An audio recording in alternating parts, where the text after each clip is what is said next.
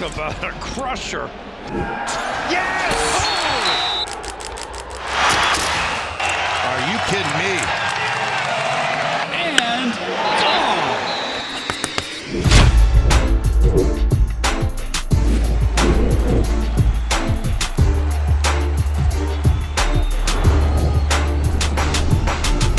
Welcome back to the Schoolyard Sports podcast. On those to this podcast, Lane Frank, we're now on episode 199. So 199 episodes through, and I got an action-packed episode planned for you. The Ohio State Buckeyes are national champions. We got our NFL Conference Championship games set up. We got Roki Sasaki heading over to the Dodgers and so much more. Stay tuned for this action-packed episode 199. Let's hop into it. Let's start off episode 199 with our headlines in the NFL. First thing in the NFL I want to talk about, Ben Johnson, Lions offense coordinator, the Lions offensive guru, maybe the best mind in football right now as a coordinator, heading over to the Chicago Bears. He'll be their head coach. He'll develop Caleb Williams. This can either be an awesome thing for the Bears, where they're passing up at a Super Bowl winning head coach like Pete Carroll, who wanted that job, and they're going for the guy, Ben Johnson, in his 30s, hasn't been a head coach before. They want him to develop Caleb Williams. Will this work out for them? We're just going to have to wait and see. But Bears found their guy, and Ben Johnson, the prized possession of this year's coaching cycle, lands in Chicago. Next thing in the NFL, let's break down our divisional round matchups, everybody. On Saturday, we had Chiefs versus Texans, and this Chiefs team, they look incredible. They look invincible. From the first play of the game, when they run back a kickoff to the other side of the field, they fumble it, but they recover it, and then they go down, they get more points in that drive, they win that game, they control that game, they do enough, they get the win. It's the thing I've said all year. The Chiefs are going to do enough, and they're going to get the win. And that's exactly what they did on Saturday. Huge win over the Texans. They're into not 1 in 2018, not 2 in 2019, not 3 in 2020, not 4 in 2021, not 5 in 2022, not 6 in 2023, not 7 in 2024, 8 conference championships in a row, 2025. The Chiefs have done it once again, everybody. They're into the conference championship, and they'll be taking on the Buffalo Bills. Buffalo Bills heading into the conference championship, everybody. What a win that was for them over the Baltimore Ravens. Mark Andrews, just tough, because this guy had a really tough start to the season. Really tough start. Then he has a really great season, maybe the best of his career. And he rebuilds himself, goes into that conference championship game, doesn't play the greatest game. Isaiah Likely gets the touchdown to get them to that 2-point conversion when they were down 8. Now it's 27-25, and they put the ball in their other tight end's hands, Mark Andrews. A tight end started their season by Isaiah Likely having his foot on the line in that first game against the Chiefs. A tight end ends their season. Mark Andrews dropping the ball in the 2-point conversion. And the Buffalo Bills, the team that beat the Baltimore Ravens, heading on into the conference championship. We're going to have a Bills versus Chiefs showdown. The only team that beat the Chiefs this year is the Bills. Yes, the Broncos may have a win against the Chiefs, but they didn't beat them. They didn't beat the real Kansas City Chiefs. The Buffalo Bills, the only team to beat the Chiefs with Patrick Mahomes at quarterback, and that's going to be a great showdown next Sunday night. In the NFC, with the Detroit Lions, who were the number 1 seed, the best team, everybody thought they would make the Super Bowl, lose over to the Washington Commanders, and we have a rookie quarterback into the conference championship game. Jaden Daniels, what a showing that was. Mikey Sanders still rookie, 2 interceptions, what a showing that was. Just an awesome experience for Dan Quinn. He's been in the spot before, he's ready for it again, and they got the job done. Commanders win that game over the Lions, and they'll be taking on the Philadelphia Eagles, everybody. Can't wait for that game. Eagles take down the Los Angeles Rams on Sunday in the Snow Bowl, you can call it. So much snow in Philadelphia. Great game that was. Jalen Hurts showing off his legs a little bit. Saquon Barkley definitely showing off his legs. 3 huge long touchdowns. Gets them into the conference championship game against the Washington Commanders. We're going to predict these conference championship games coming up next in Schoolyard Sports NFL Game Day. Stay tuned.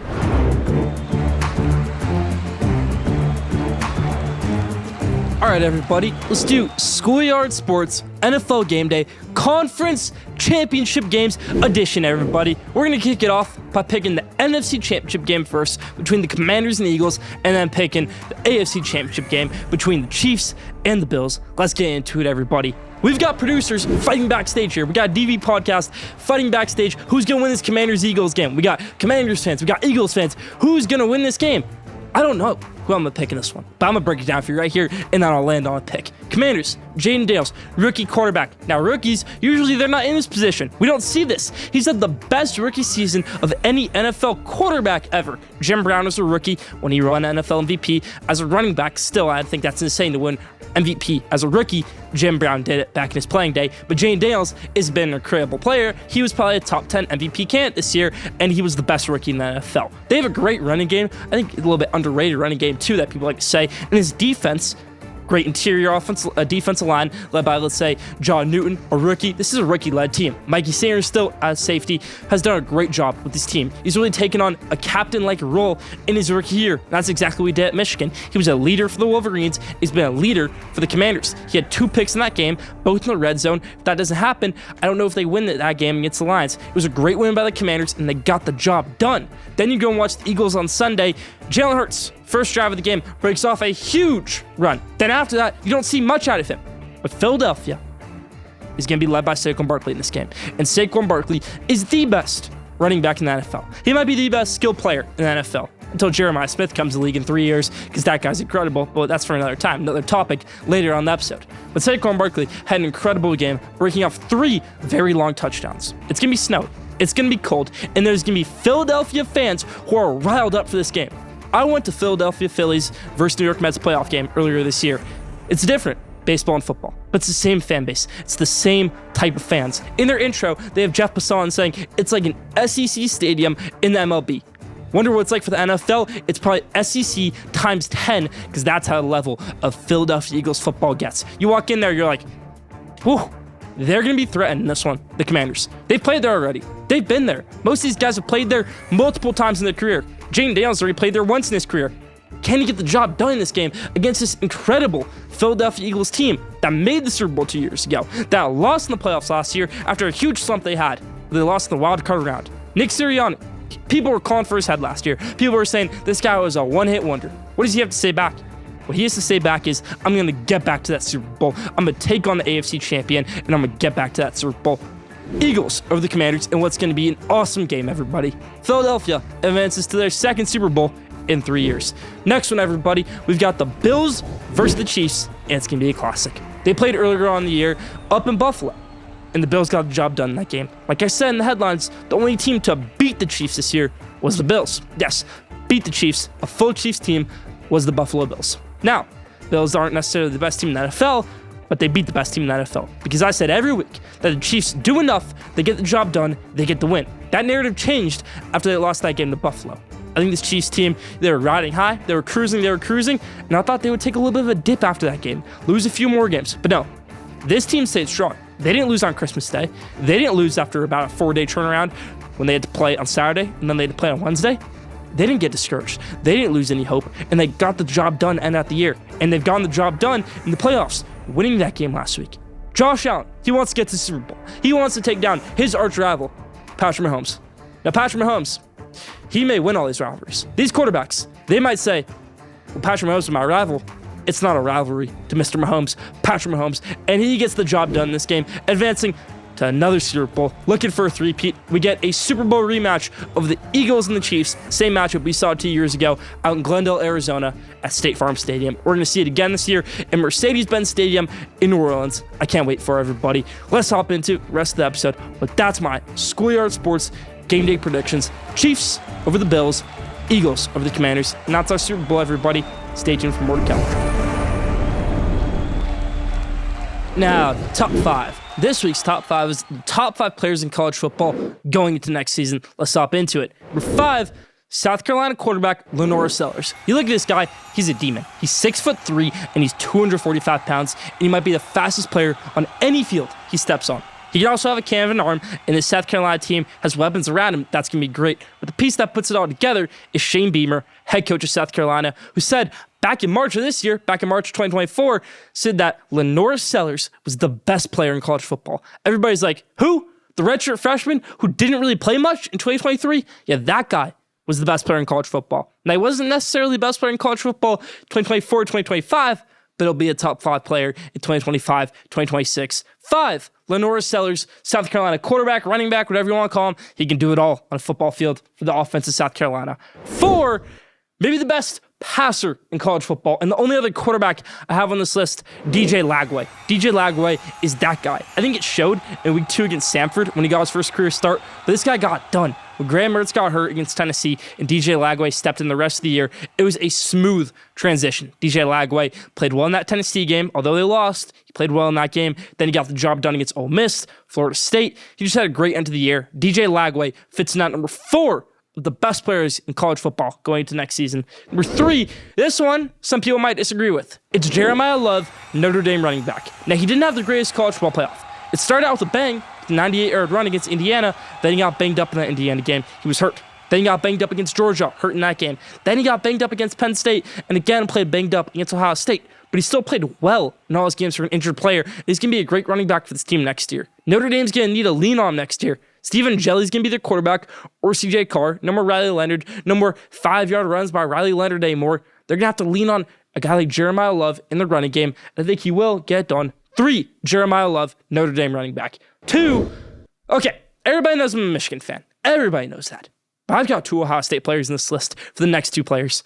One of them at number 2 is Caleb Downs, who is the best defender in college football going into next year. He's incredible. You watch him on a football field, he makes his presence known. I'll say it right here and right now. Ohio State is not in the national championship game, let alone winning the championship, without Caleb Downs in their team this year. He was that big of a difference. 2, Caleb Downs. And number 1, and I think it all showed for everybody, who the best player in college football was going to next year, if not this year.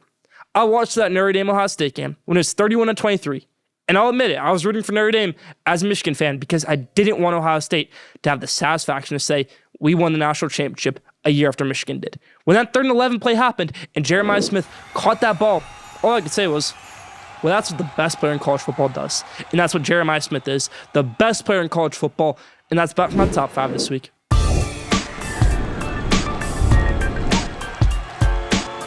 Now, did you know, this week's Didn't Know is, did you know Ohio State is just the 3rd ever 2-loss champion? The first ever was Minnesota, back all the way in the 1950s. The second ever was the 2007 wackiest season ever, LSU Tigers, who got done as a 2-loss champion. This shows what the college football playoff, expanded playoff can do for you, because Ohio State does not make the playoff in any other year than this year. What they did this year, and they're a 2-loss champion. Did you know that? Leave it down in the comments. That's about for Did You Know this week. Now, let's do a spotlight on my favorite prospect ever, who never went to my favorite team, who I now hate, Roki Sasaki. Hate's a strong word, but when your favorite prospect study ever goes to the team that just eliminated your favorite team that already has the richest of players, Los Angeles Dodgers, when they grab him, it's a little bit disappointing to see that Roki Sasaki went over to the Los Angeles Dodgers, you could say. Roki Sasaki is an incredible talent, a great player. A guy I've known, I've studied for years, I could say. From when he had back-to-back perfect games, to when he dominated the World Baseball Classic, to when he came over early in his MLB career, or baseball career, because he came over earlier than most Japanese players do. Ichiro Suzuki didn't come over until he was about 5 years into Japanese baseball. Same with Shohei Ohtani. It's going to be the same thing with Munetaka Murakami next offseason, who's going to get a big deal by either the Yankees or a West Coast team. That's already decided. That West Coast team will probably be the Los Angeles Dodgers as Freddie Freeman's retirement replacement, because that's just how they roll. But Roki Sasaki, he's going to fit into this Dodgers team perfectly, and I'm excited to see how it works. But this rotation is a little bit overflooded. And I've always thought this rotation was a little bit overflooded because now you got Blake Snell. Now you got Roki Sasaki. Now you've got Shohei Ohtani. You've still got Tony Gonsolin, who was a Cy Young candidate a few years ago. What about Dustin May, a guy who was great a few years ago? What about Julio Urias, if he ever wants to make a comeback to baseball, if he ever gets off his domestic violence charges? What about Clayton Kershaw, if he wants to come back to baseball? What about Yoshinobu Yamamoto, your $420 million man? Can't leave him out. What about Roki Sasaki, the future of baseball? A little bit overflooded. You didn't need Roki Sasaki. Roki Sasaki didn't need to go there. Could have gone anywhere else, in my opinion, but the Los Angeles Dodgers, and I would have been happy. Dodgers, the rich get richer, and that's what they get for Roki Sasaki. That's about for my spotlight this week.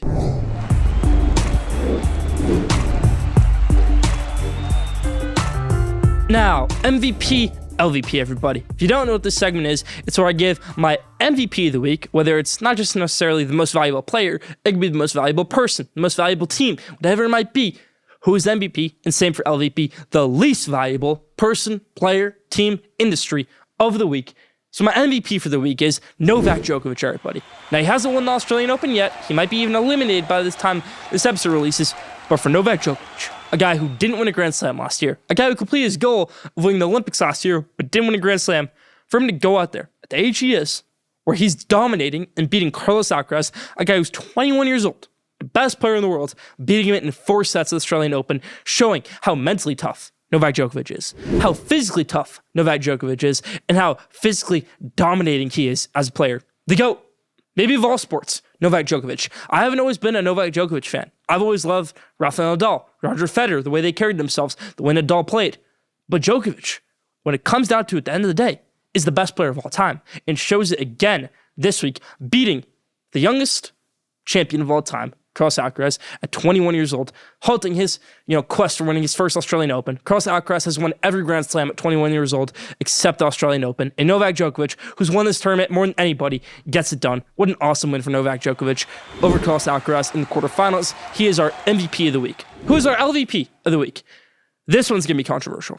This one's going to be debated, but it's Marcus Freeman. You could say, Lane, how is Marcus Freeman the LVP? He could have been the youngest head coach to ever win a national championship. Okay. He's 38 years old, and yes, he was about a few minutes away from potentially winning a national championship if they could have got that stop, could have got a touchdown. Keyword could have. Marcus Freeman is a defensive head coach. We watched that game last night. What was the problem? The defense. It wasn't Mike Denbrock's offense. Mike Denbrock's offense, they had a clear plan. They stuck to it. They were going to let their defense show up in that game like they did in every game for Notre Dame. They did in the Penn State game. They did in the Indiana game. They did in the Georgia game. Mike Denbrock's offense could just say, hey, Riley Leonard, do 3-yard runs every play. We'll see how it works. It's exactly what Notre Dame did, and it worked for a little bit of the game. Okay, didn't work out the full time, but that falls on Marcus Freeman's defense. Now, this may be a good thing for Marcus Freeman, or maybe a bad thing, but defense coordinator for Notre Dame, Al Golden, he'll probably be taking the Cincinnati Bengals defense coordinator job this week. That's another interesting thing. Because yes, Notre Dame's defense may have been bad in that one game, but it was great all season long. Now you're losing your defense coordinator. You have to rebuild the whole entire defensive staff. You're losing a lot of players. I don't know when Notre Dame gets back here to the championship game again. They're not taking another transfer quarterback. I don't see championship winning play out of Steve Angeli or CJ Carr, their quarterback options for next season. Notre Dame, their window, may have just closed after 1 year of playoff contention, championship contention. So Marcus Freeman, for that reason, you're my LVP. MVP goes to Novak Djokovic. LVP goes to Marcus Freeman. Leave your thoughts in the comments. Now, let's do college basketball madness, everybody. Now, I've seen some madness in the court this season. Now, I'm used to college basketball games where it's only 40 minutes long to seeing maybe a 65 to 60 battle. Maybe even occasionally a 70 to 80 type of battle where you get those scores in the 80s, scores in the 70s, scores in the 60s, even 50s, 40s sometimes. I remember Michigan Elite Eight only dropping about 45 points in their loss to UCLA. That's great college basketball defense. That's poor shot making. That's what you love to see out of amateur college basketball, because at the end of the day, college sports is still amateur, yet it's more exciting, in my opinion, in that way.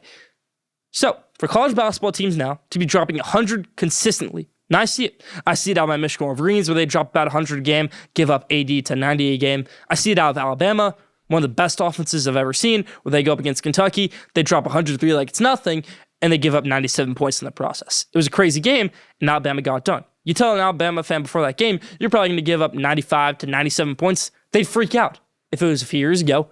Now this year, with college basketball the way it is, it's regular, in my opinion. You see it out of every conference. You see it out of the Big East. You see it in the Big 10. You definitely see it in the Big 12. I think it's especially vibrant in the SEC. It's common now in college basketball to drop this many points. Now, I don't know if players are getting better or defense is getting worse, but it's adjusting like the NBA, where defense, in my opinion, is the problem. We're letting too many guys score, and we're letting too many guys shoot threes and get their way with it. Too many turnovers in college basketball lead to too many points, in my opinion, on both sides of the ball. When both teams turn over the ball 10 plus times a game, it leads to more points off turnovers, and that's the way college basketball has been, not just this year, but last year too, changing in a drastic way, in my opinion. That's my take on college basketball this week. Stay tuned for more college basketball madness throughout the season.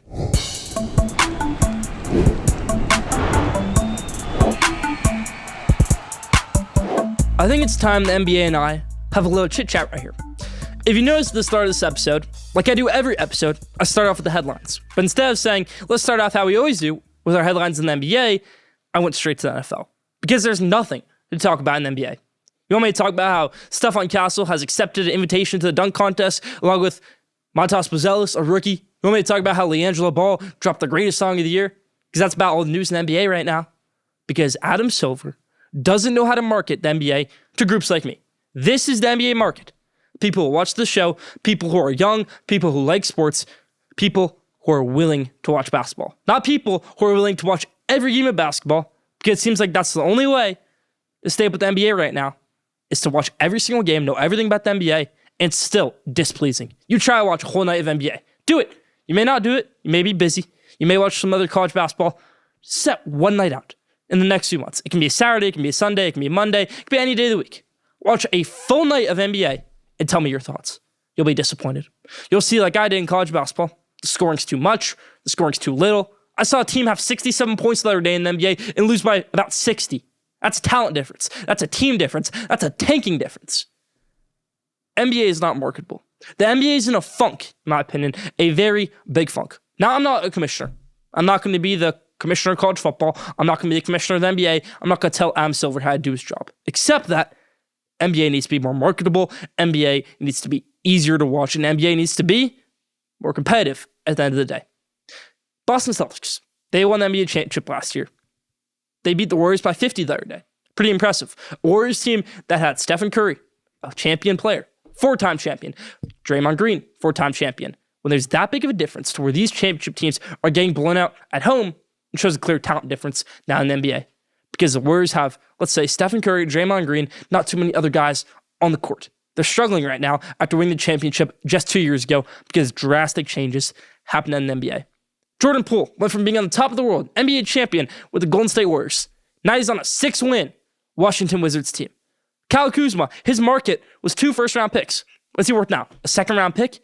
NBA, like I said, is in a funk and needs to switch. And until that happens, I don't think I'll find joy in the NBA anymore. That's my at the buzzer. Leave your thoughts in the comments.